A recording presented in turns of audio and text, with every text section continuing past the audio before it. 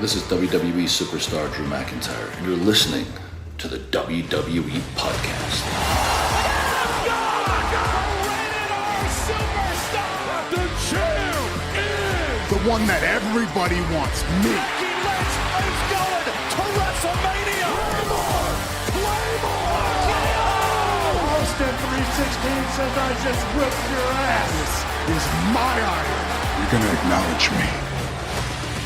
Welcome, everybody, to the Week in Review. I've got a co-host that you're now familiar with here from the UK, very much graciously enough being here, and it's super late where she is, and I really appreciate it every single time that she's here because I know you guys love her. We do too, and I think that it's going to be a fun show as we are 1 week or less than 1 week now from the Elimination Chamber event in Perth, Australia.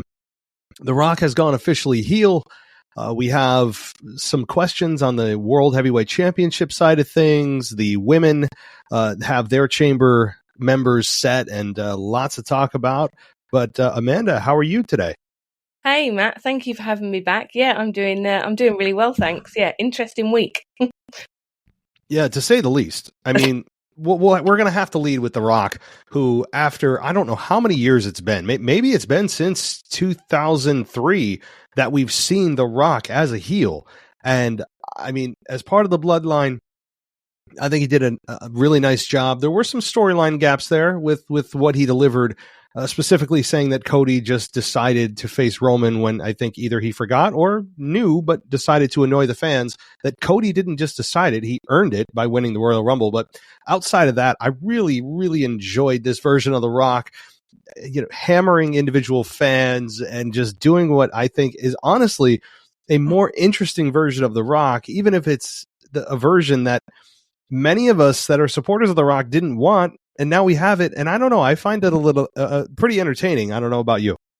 Yeah, I really enjoyed it. I was wondering how it was going to play out because I stayed up real late to watch the press conference that was in Las Vegas, whenever it was, a week or so ago, because I was interested in how the story was going to go, and then even more intrigued. And then when Rock came out on Friday night and just went full heel and was absolutely laying into that crowd and really giving it beans, I just thought, yeah, actually, this is kind of a weird turn. I wasn't expecting it to go like this, but actually this is pretty cool. I did really enjoy it. It was a lot of fun.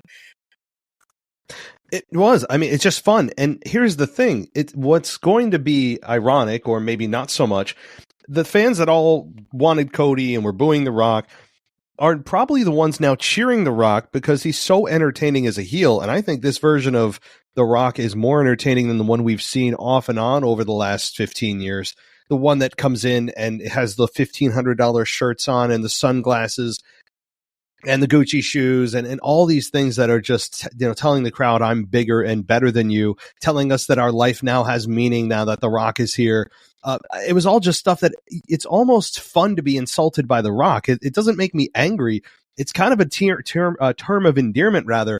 And the only thing maybe I'd change is his music. I'd love to go back to the heel 2003, even though we only got it for a little bit, the music that he had when he was Hollywood Rock. So maybe that's the only thing I'd change is his music while he's a heel. But let me ask you this. Do you think, because there's a lot of speculation, do you think that this is The Rock setting up Roman Reigns to be the one to end up costing him the championship at WrestleMania? Because there's been a lot of clues online over the last couple of days, specifically when The Rock said that he's going to prove at WrestleMania something that you've always been, and that's a loser. And when he pointed at Roman. That's the first thing, and also held up almost like an L instead of the 1 when acknowledging Roman Reigns, among a couple other things. But I guess I'll stop there. Do you think this is a setup, or do you think this is, for now, The Rock joining the bloodline indefinitely?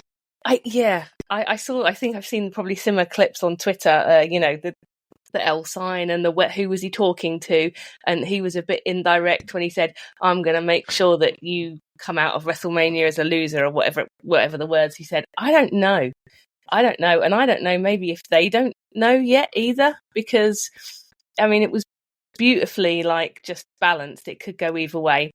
I don't know, if he does if The Rock is the one to, go snide on Roman and cause him to lose the belt, then I don't know, maybe does that devalue Cody's winning effort?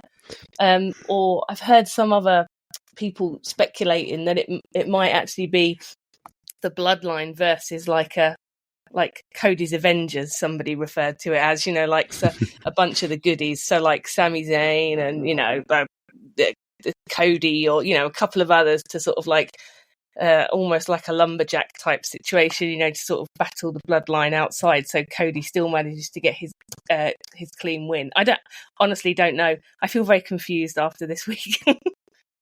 Yeah, I feel confused, but I'm also still invested. It's not that I'm looking at this and going, I just don't care. I do. And that's the most important thing, even if we're confused, is I'm on board. Let's go. I want to see where this takes me instead of just, I don't even care what happens. Just do what you got to do. I won't pay attention. That's a much worse reaction for fans if you're WWE. But I think most fans, whether you love The Rock or hate The Rock or support Cody or hate Cody, I think every side of this argument is invested. And I think that is the most important thing. And if you're going to, ask me, I've had people ask me, I haven't really answered yet officially. I think it probably is a sign that The Rock is going to turn, end up screwing Roman Reigns. But like you said, the fact that Cody will need The Rock is something that I am not a fan of. Now, if that happens to be where The Rock evens the odds, I've said this before, but if The Rock evens the odds and he's just fighting off Solo and Jimmy, then okay, because they're going to be there to clearly screw Cody like last year, specifically Solo. But if it's The Rock who ends up hitting a rock bottom on Roman and then Cody hits his finish and 1, 2, 3, I think there's going to be some Cody. Even if I'm a Cody fan, I'm not happy about that because it would send a message, hey, Cody couldn't have done this without The Rock. And I don't think they want that for such a massive title shift from Roman to Cody. So you're right. Yeah, that is the one thing that I'd look at and go, I could see it coming, but I don't know if it's good for Cody Rhodes' title run. Yeah, no, and I think I remember saying to you when we first talked, I don't care how Roman loses it as long as he loses it. But now I do care. I'm so invested in this now. I'm like, let's get to it because I want to see. This is obviously the end and then possibly the beginning of something else. But, it's really exciting. Whether it was, a bit of a misfortune, however they've managed to get here, because maybe it was always going to be Rock Roman and then, the outcry. But now I'm in. I can't wait to see it. Yeah, absolutely. I mean, I personally think it wasn't in the cards. They didn't mean to do all this shifting. It's too complicated of a story for them to think that this is a good idea because you're relying on the fans pretty heavily. If this was truly drawn up, that they meant to do all of this, you're relying on the fans to create this online movement. And then they'd shift things at the press conference, Rock turning here, like all these things that that have happened. You would have to really be gambling on a lot of variables to fall into place to say, yeah, we meant to do this. I don't think they did. I really believe that a lot of what Rock said had a lot of truth in it, especially when he told the fans on SmackDown, hey, you guys had the biggest WrestleMania main event in your hands and you let it go. I mean, I believe he believes that. And so that makes it a lot more fun and a lot more real, that I think a lot of fans are thinking that, especially the Rock supporters, hey, you guys had one of the biggest main events ever, and the Cody movement totally screwed this whole thing up. So either way, I still believe we're going to get to Rock and Roman one-on-one, and it probably is at WrestleMania 41. But if Rock's in it for the long game, I don't know about you, but I'm still down for a year from now talking about Rock versus Roman. Yeah, totally. Absolutely. Yeah, I'm like I said, I'm so in. This is, this takes me back to, the good old days of The Rock, and all those marvelous feuds he had with countless people. It's just brilliant. I'm absolutely loving it. It's brilliant. Yeah. No, I'd wait a year. Yeah, and this time though, no title. Get the title out of the picture. That's the whole problem around this thing. Yeah. It would have gone brilliantly if the belt wasn't there. Yeah, no, totally. Get the title onto Cody at WrestleMania. Get that forgotten about, and let him have his feuds on the side. And then let's have a year of Rock Roman part time. But who cares? Exactly. Yeah, now they can do it right and get all the fans behind The Rock. I don't think there'll be a problem because all the Cody fans will be happy. Cody's champion. And then you can talk about Rock Roman as a generational match that they're building towards at WrestleMania 41. I hear it's in Vegas, but we'll see. I don't know. The 41 location hasn't been announced yet, but all right. Well, let's move on then. I mean, we could spend so much time on Rock, Cody, Roman, and I've spent hours and hours as many other podcasters have, but I do want to move on and, let's talk about the women's division. I know, this is one of your passions as well as mine. I mean, the women's division is certainly one that I think is deep to say the least.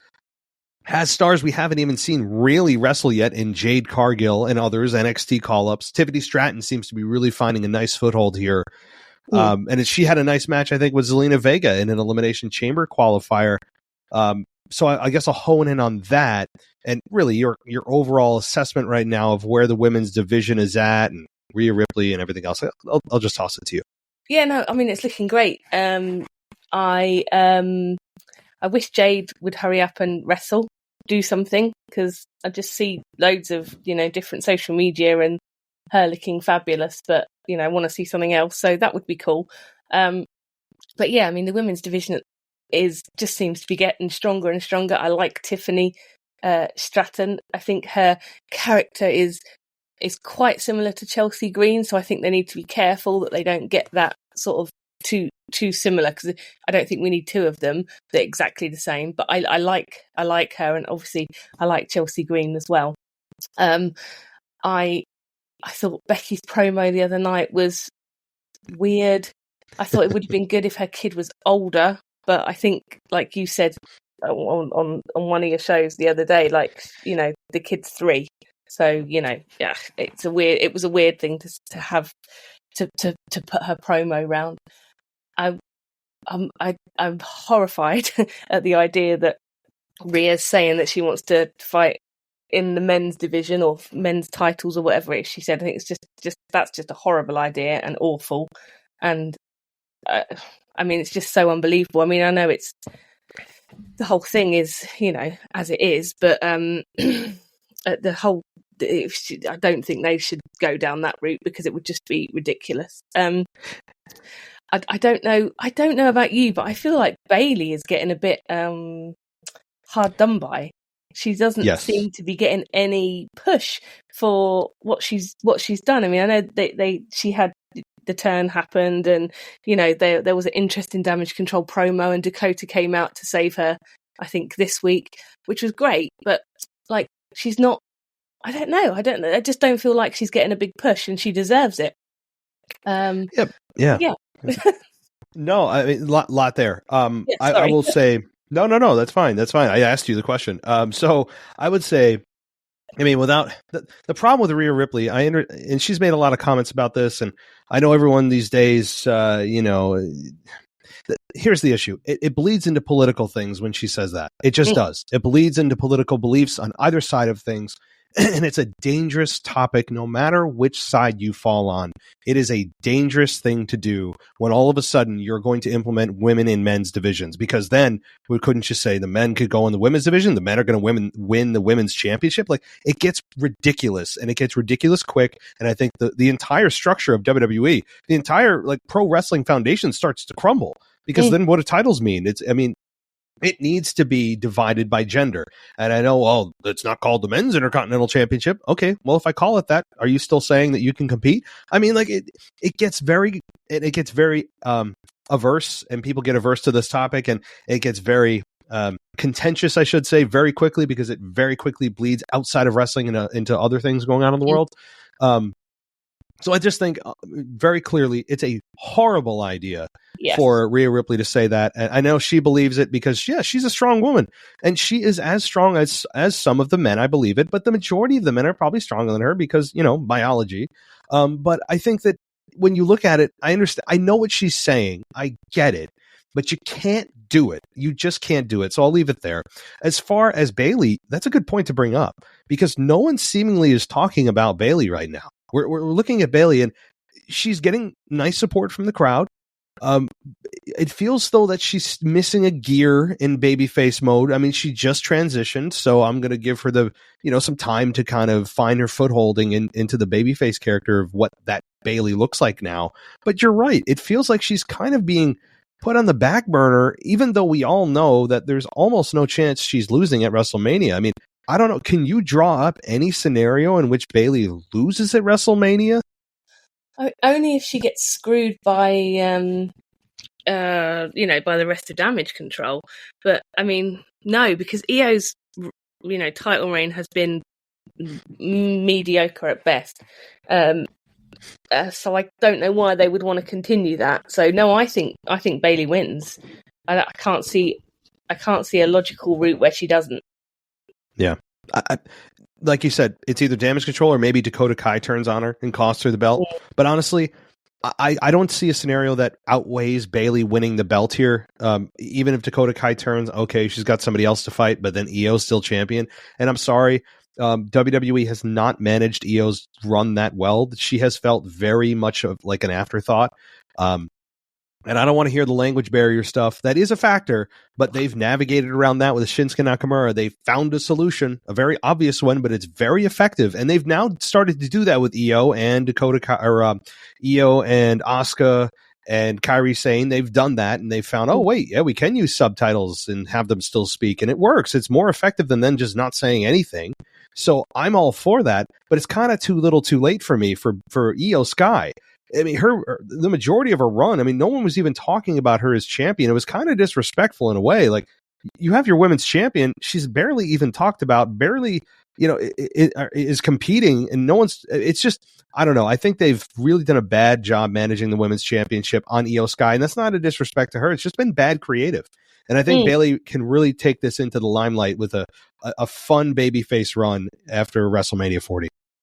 Yeah, no, absolutely. And I do hope that Io will get another chance because she's good. When they let her go, she's good. She's got good skills. But yeah, no, it's just been it's a bit like one of Bianca's runs where they put it on her and then they just completely forgot about her and just rolled her out twizzling her hair once every couple of weeks, and that was all they did. It feels a little bit like that. Especially when you don't give her a voice on a consistent basis either. I mean, they even did that to Bianca Belair before. They've done that to Asuka before. I remember Asuka had the championship. I think it might have been during the pandemic era or coming out of it with the whole, virtual crowd and all that. It might have been around that time, but she was champion for like 6 months and we didn't see her. She just disappeared. And I'm like, she wasn't injured. I'm like, this is ridiculous. So they have a history of this though. I mean, hopefully things change under the Triple H regime, but right now, they just need to put the belt on to Bayley and let her see what she can do with it. Let her fight with Damage Control over the next few months after WrestleMania. There's more than enough women to have her compete with. But on the Raw side of things, like you said, Becky's promo was weird. The 3-year-old thing reference. If anybody's had a 3-year-old, I don't want to hear that you have difficult, really in-depth conversations with a 3-year-old. I'd love to see what that looks like. So that was just, I know what she's trying to do. She's trying to be relatable and connectable, but it didn't connect for me, especially if anybody that's a parent looks at this and goes, yeah, or anybody doesn't, you don't have to be a parent. If you're an aunt or an uncle, you look at this and go, no, that's not how my 3-year-old's attention span goes.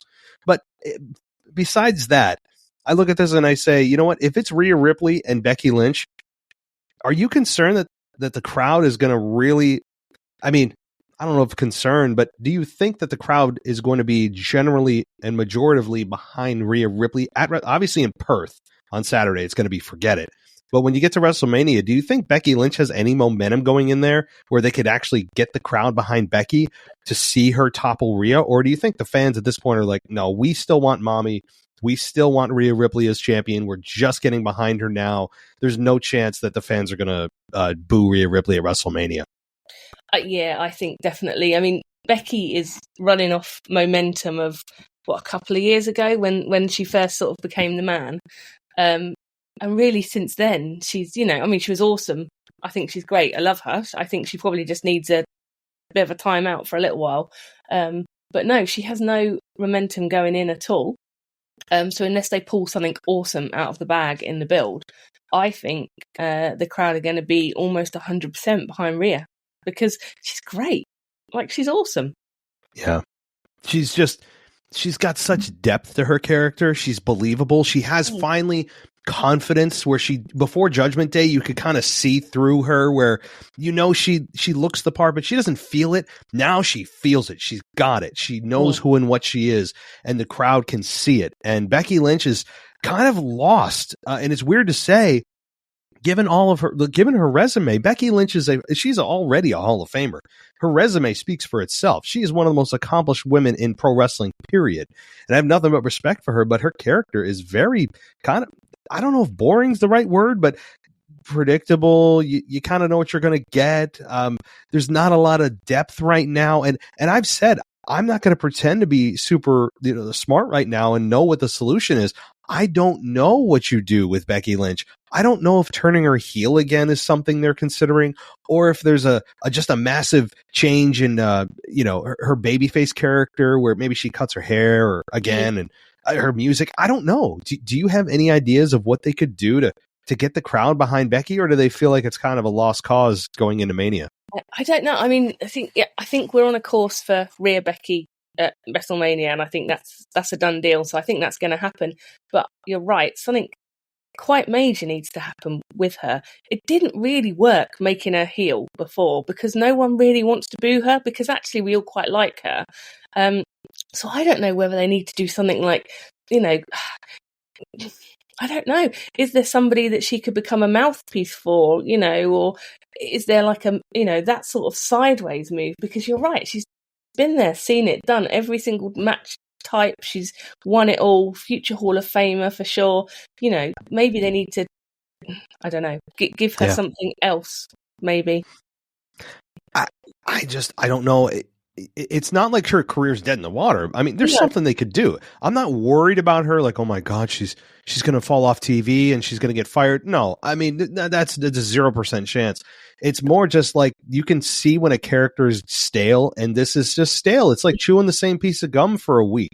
It's like, I'm done with this, right? Like, or even less than that, probably like, an hour, you're done with it. It feels like that. And I think you're right. Probably turning her heel is not the best thing if I was to really analyze this, because the last time, like you said, the fans were like, they weren't super into it because she is likable. But I don't know what that solution is for her. Maybe, like you said, taking some time off can't hurt. I'm sure she would love to spend more time with her family, specifically her daughter. But that would mean, what does Seth do? Of course, so there's factors there, but I don't know what the answer is for her. It's just there needs to be something. There's a crossroads right now for Becky Lynch, and she's at it. And I don't know what that solution is. I would think though at WrestleMania she is so beloved. I wouldn't say 100. I'd say I said 60-40 earlier in the week, but I'm like talking myself into like 80-20. We'll see. I mean, maybe they can pull a rabbit out of the hat and make Rhea a dastardly heel, but I don't see it. I think that they're not even going to bother. The fans are ready to embrace Rhea Ripley. They are all the way there every week. You can hear it building. So, sure. So what about Naomi and Alba Fire? They had their Elimination Chamber qualifier. I mean, there's just no chance. It was just so funny. Not only did this match, just on paper, you look at it and go, 0 chances Alba Fire winning. I mean, I would have bet everything in my life of value, at least monetarily, not the people, that Naomi would have won this match. I mean, just because the name brand value, but also she just returned. And right before the match, they talked about Black History Month, and they talked about like the shirts that are on sale or whatever that you can support Black History Month. And then they cut to this match. Obviously, it's timed that way. That's fine. But I'm thinking to myself, imagine if they had the woman who obviously she's black. She loses the match right after they told you about celebrating Black History Month. Like, obviously that would have been a massive slap in the face. And then, of course, she just returned. I mean, there's just, to me, this was a slam dunk that Naomi wins. But moreover than that, how are you enjoying her matches? When you see her now, she hasn't had too many since she's been back, but when you see her in the ring, when you see her new entrance music now, which I really enjoyed, how do you feel about the Naomi character now that she's won and she's in the Elimination Chamber? I mean, no, you're totally right. There was no other outcome for that match.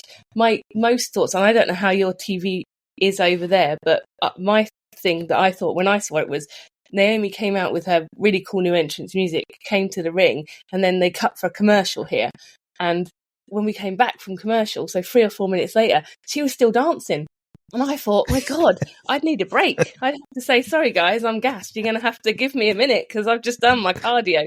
But yeah, so they left her dancing all over the commercial break. Hey, look, I like her.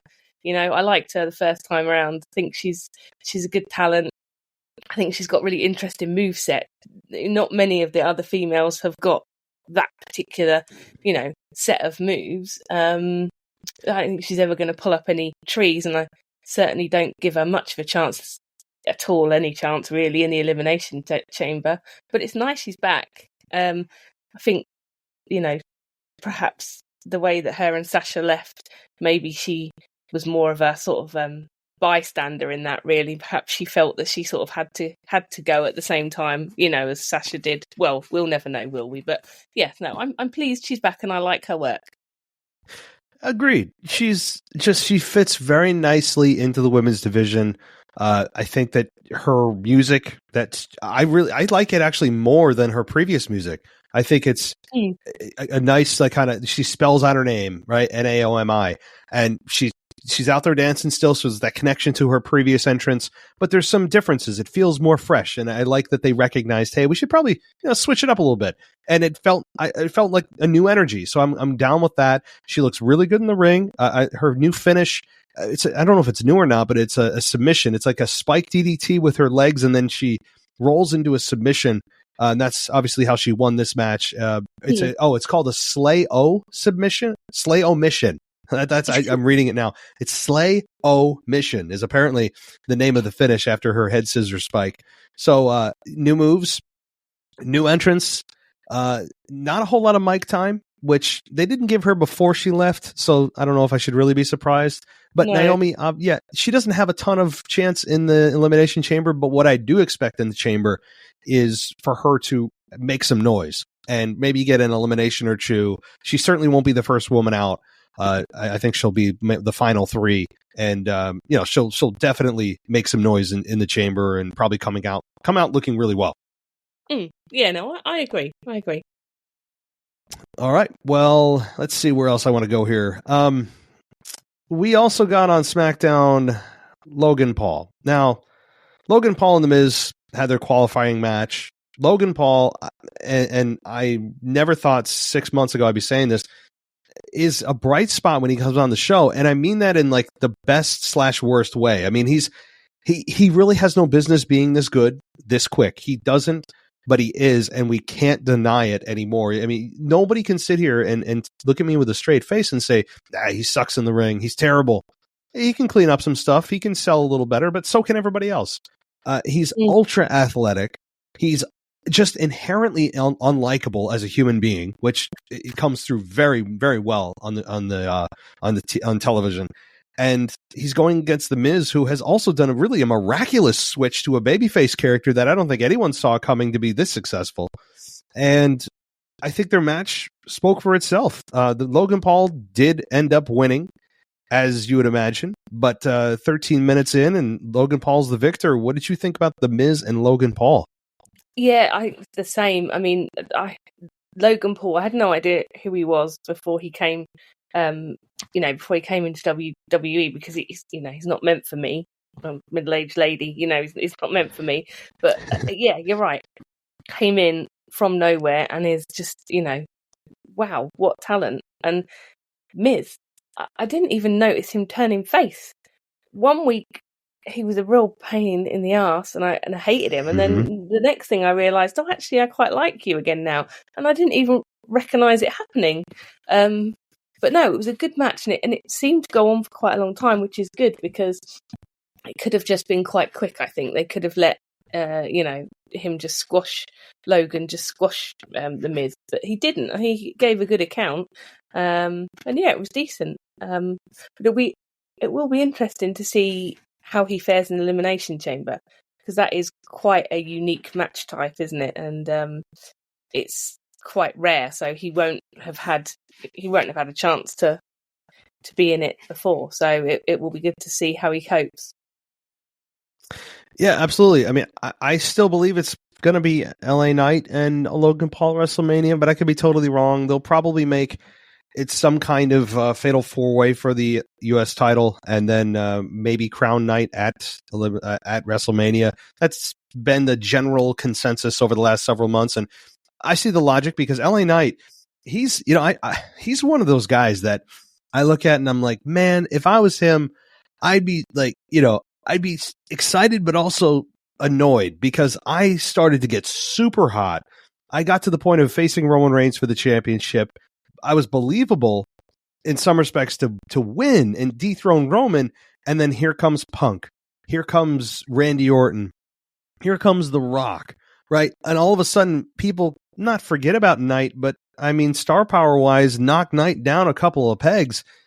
So, I mean, he had it. I don't want to say he had his chance and he's done, but right now, I think you look at LA Knight and you're like, man, just putting yourself in the guy's shoes, I'd be kind of annoyed of like, oh man, I just had things going and here come these guys. But LA Knight had a nice promo backstage with Drew McIntyre, who showed up on the show, and we still don't get any answers as to why these guys are showing up on opposite brands. No one cares anymore. It's just there's a brand split when they need one, and there's not when they're it's not convenient for the story. I've kind of given up screaming and yelling about that. It's just so annoying to me that they don't. Like, you want a brand split, but here comes WrestleMania season. Fans won't care, and fans like me that are sticklers do, but the rest of the fan base doesn't. But anyway, I don't know if you had any comments about LA Knight or Drew McIntyre this week. Yeah, no, I'm still really liking LA Knight, and I think he's still getting a really good reaction. Well, it sounds like he's getting a really good reaction, and I think if I was him or if I was in his shoes, I would be a bit salty because he has been bumped down the pecking order probably by about 5 or 6 people just in the space of a month or two, from Roman Reigns to, where he is now.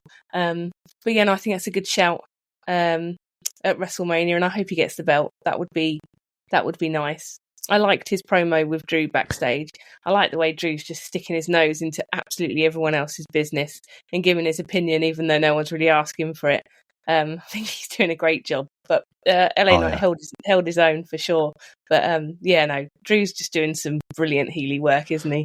Drew is an absolute shining light. I mean, because it's a unique kind of heel character. Usually when there's a heel turn, it's definitive, and that person's gone to the dark side, and they're suddenly kind of switched on to this, just like vicious attacks, cheating to win, like everything turns instantly, and that's fine. It's a typical heel turn, but with Drew, it's like he kind of eased into it, and there were times where I'm like, maybe it's off because he did some good things this week that somebody with morals would do, and then he's talking about his family and the things he sacrificed, and and taking advantage of situations just to win the match, not cheating, just taking advantage of your opponent being distracted. Like, that's their fault. That I would too. If you're trying to win the match, that's on your opponent. That's not on you. So he has kind of become the hero in his own story, but of course it's starting to descend a little bit darker and a little bit deeper, but slowly. It's been such a fun ride, and having him tell Punk a few weeks ago that I prayed for this. I don't know if you and I talked about that, but that was okay. But okay. So to me, I still think that is one of the best things I've ever heard in wrestling. And then his shirts that he's selling off of it are great. He's one of the top sellers in the company right now with that shirt. It's brilliant. And he just continues, like you said, to stick his nose into people's business, but he thinks that he's the hero in every situation, and he can't see the other side of the coin. It's subtle, but it's so brilliantly done. I can't put my finger on it other than that.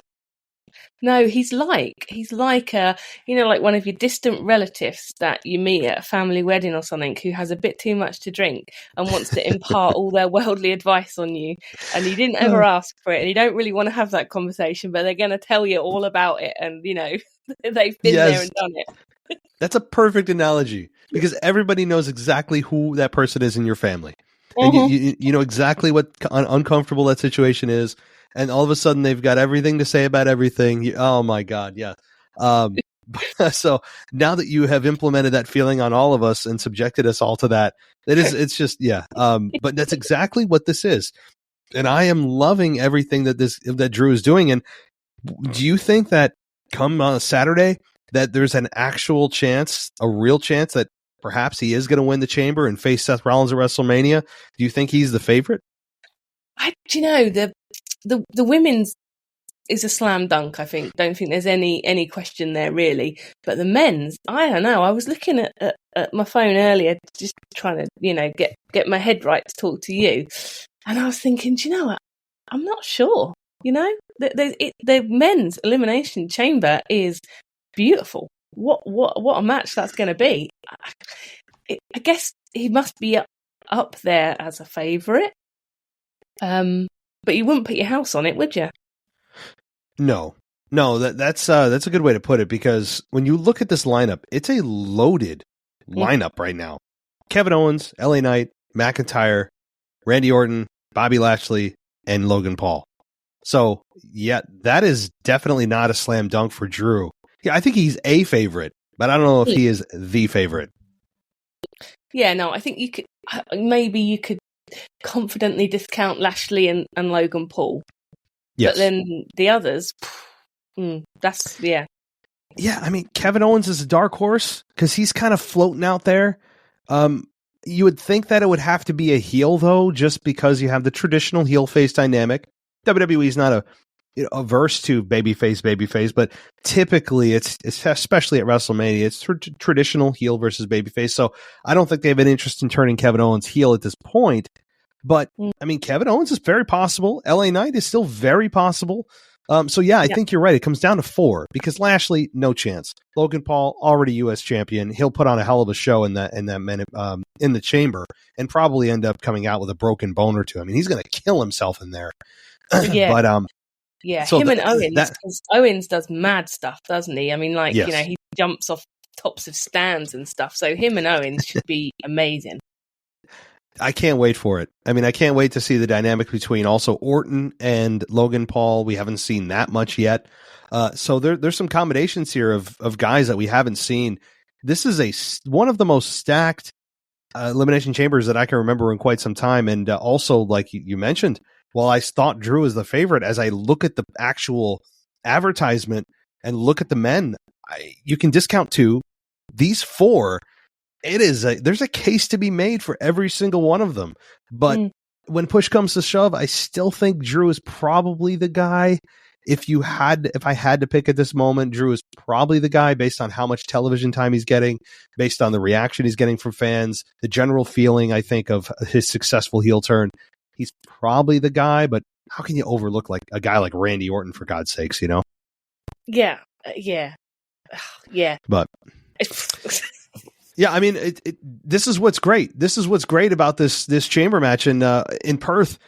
I don't know if I've ever seen a PLE or any event in Perth, Australia. I mean, I know they've done some in Sydney before. I can't recall them doing any events in Perth, which, from what I understand, is the very much western part of Australia, not near Sydney. So I don't know if they've ever done an event there. I don't think so. Not that I know of, unless they've... Yeah. But I mean, Australia is ginormous. So, and I think it's quite sparsely populated. So I haven't been there. But I think it's really big. So I think it's not like a case of, when they come to the UK, they can do London, Manchester, Edinburgh all in sort of a week. I don't think that kind of schedule would be possible over there. So, yeah, no, it's going to be fun. That crowd's going to be absolutely off the chart. Oh, I can't wait. Like I said, it makes the United States crowds, we're embarrassing compared to really, every single time they go overseas, it is like United States on steroids. It's the dream crowd that every wrestler wishes they were performing in front of. So, yeah. I mean, it's got to be such an adrenaline rush for the men and women. So I'm excited for them. But, well, one more question, and then I know we've got about 10 minutes or so, but and then I'll let the floor be yours for items that we didn't talk about. And there's a lot we didn't talk about. But Imperium, Gunther, they faced the New Day this week on Raw, and they ended up losing to the New Day. So Imperium lost.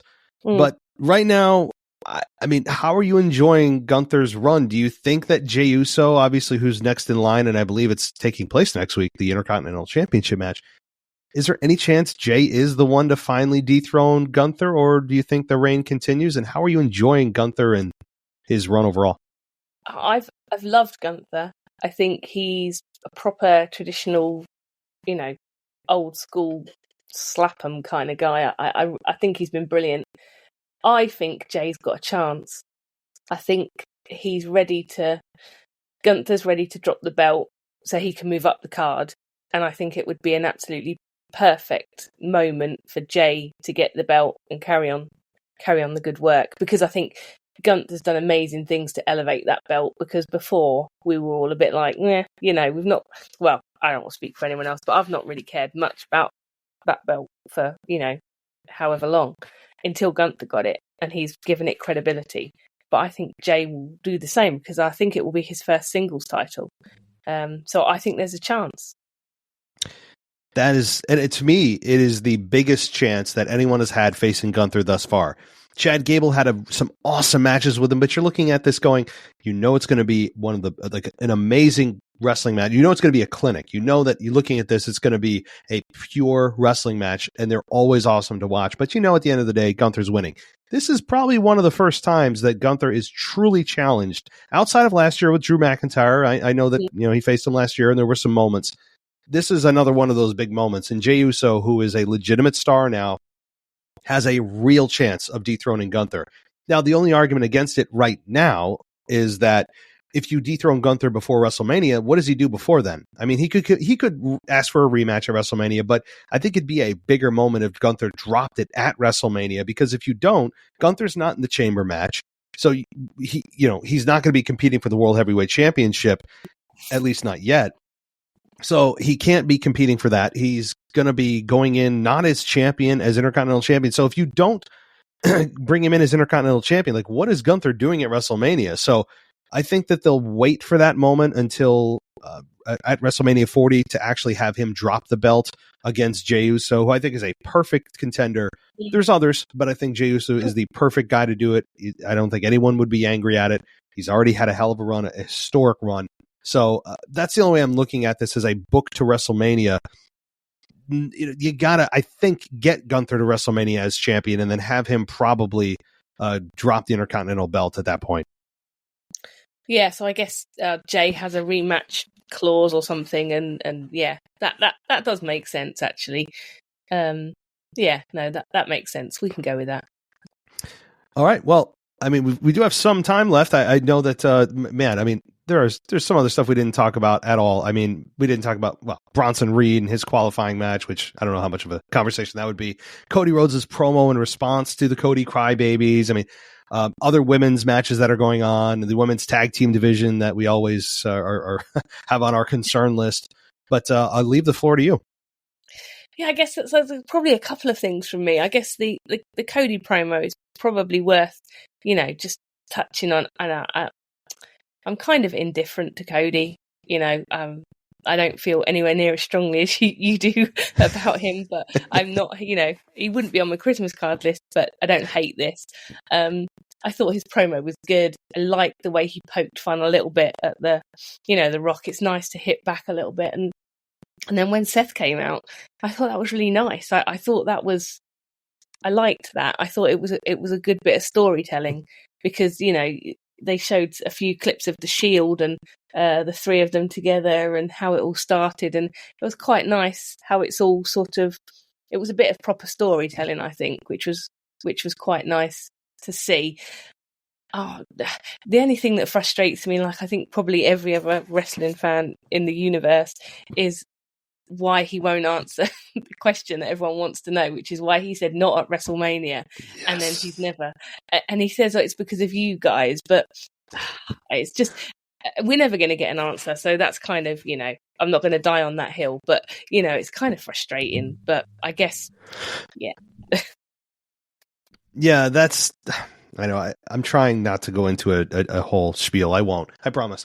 But no, I mean, objectively, you look at that and you're like, well, no matter who this is, I mean, it's kind of a big gap you're leaving of WrestleMania main event. It's as big as it gets in the WWE. That's it. That's the end game. And you're not going to tell us why you decided to give it up to The Rock and then all of a sudden came back to it. And again, he's saying, well, it's for us. It's because of you.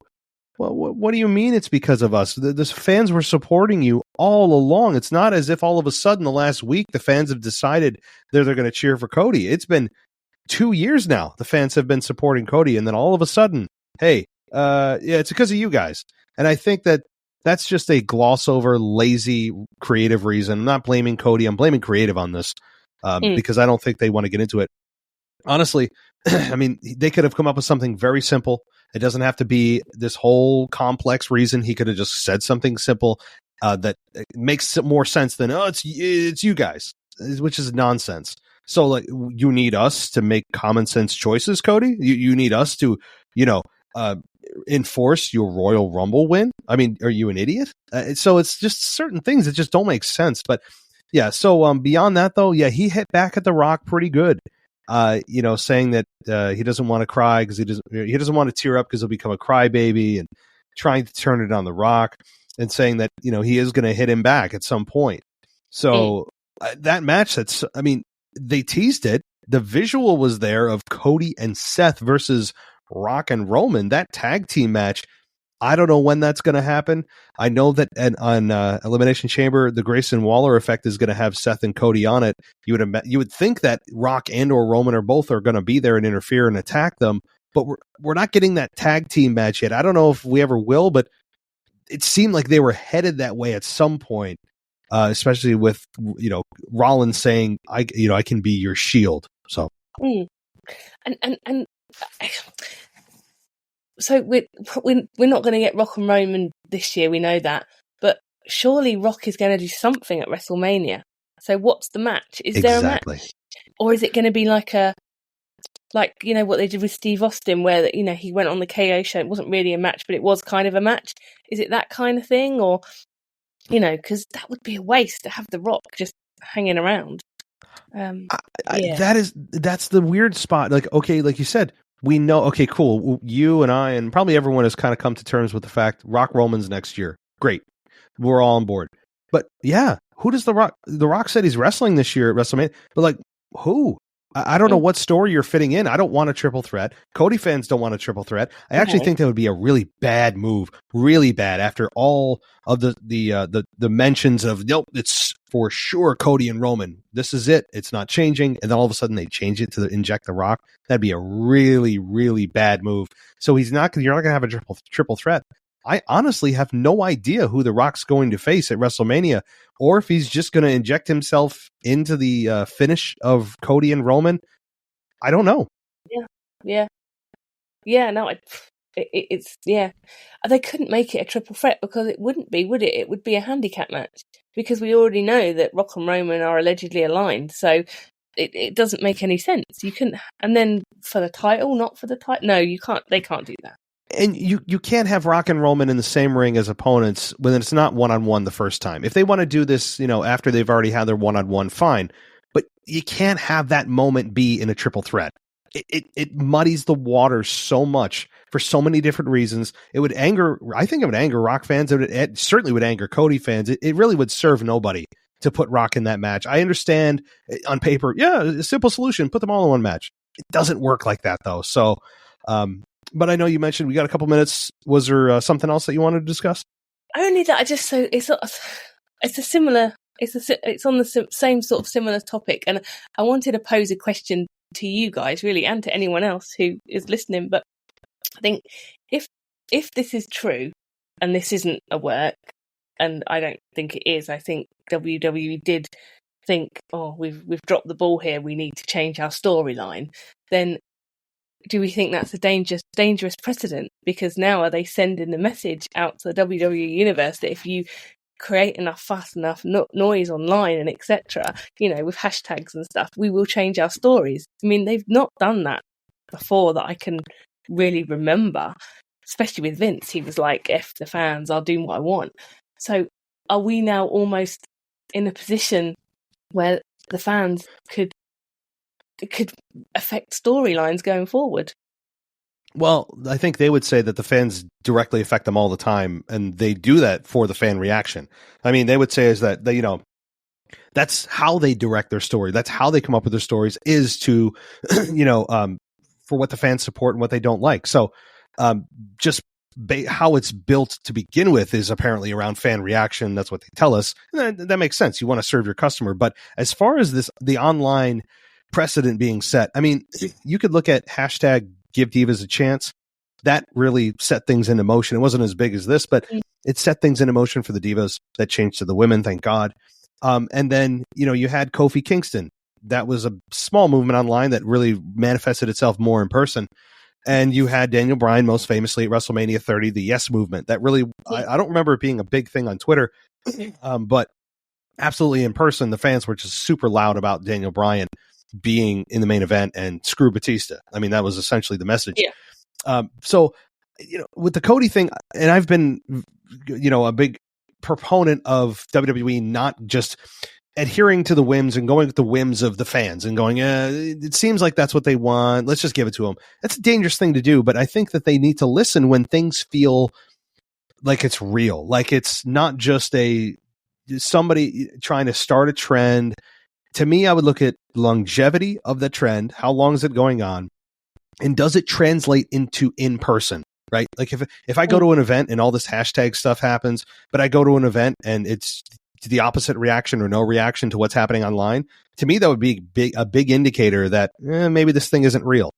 So there would be some tests that I would conduct if I were the company to not just go with every little whim every trend you see on Twitter or wherever, so that's how I would kind of gauge it. And there'll be more movements though. You can bet your bottom dollar that this is going to create further movements. And it's also a sign of the times that we're in, Oh yeah, definitely. Like hashtag where the hell is Nikki Cross? That's one for a start. Where is she? Probably off staring at a corner, right? She's just staring. Yeah. So that's probably where I think I answered it. Oh gosh. But no, all right. Well, I mean, we'll end it there. I think that right now, as far as WWE goes, the product is still as hot as I've seen it in 15 years. It's an awesome time to be a fan, as I've said over the last several months now. Triple H being in charge has changed some things for the better. Obviously, he'll have some stumbles along the way, but right now, heading into WrestleMania season, I'd have to give him a pretty good grade. And after WrestleMania, that grade may change, but I guess before we wrap it up, Amanda, did you have any final comments, thoughts, suggestions?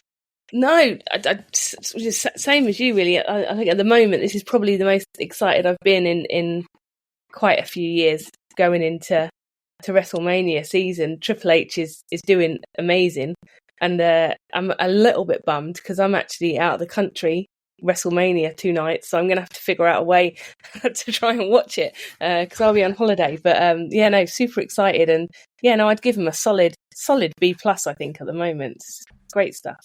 Yeah, I'd agree. If I had to assign it, it would be A minus B+. Let's give him a B+. I think that's fair.